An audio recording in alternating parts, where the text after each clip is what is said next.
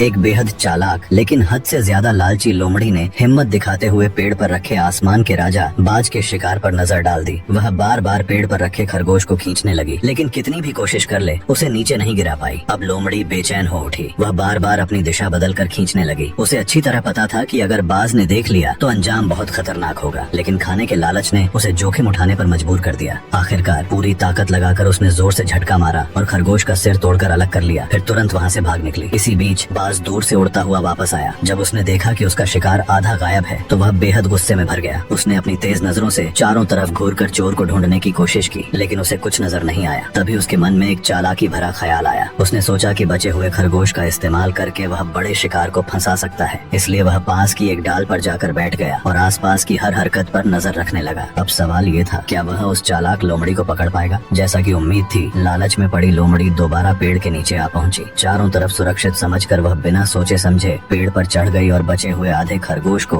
मुंह में दबाकर खींचने लगी। अपनी पूरी ताकत लगाने के बाद उसने एक टुकड़ा तोड़ लिया, लेकिन उसकी लालच यही नहीं रुकी। वह फिर से खरगोश को पकड़कर जोर जोर से खींचने लगी। यह सब दूर बैठा बाज ध्यान से देख रहा था। आखिरकार लोमड़ी ने दिशा बदलकर पूरे बचे हुए खरगोश को ही नीचे गिरा लिया। वह तुरंत पेड़ से कूदकर उसे लेकर छिप गई और मुफ्त के इस दावत का मजा लेने लगी। खाना खाकर वह आराम से धूप सेकने लगी, जैसे उसे किसी बात की चिंता ही न हो। लेकिन उसे क्या पता था कि उसकी इस हरकत की कीमत उसे बहुत भारी पड़ने वाली है। जैसे ही वह वहाँ से जाने लगी, ऊपर आसमान में चक्कर लगा रहा बाज अचानक तेजी से नीचे झपटा। उसने अपने मजबूत पंजों से लोमड़ी को कसकर पकड़ लिया और उसे उठाकर आसमान में उड़ गया। तो इस आसमान के बादशाह ईगल के लिए एक लाइक जरूर करें।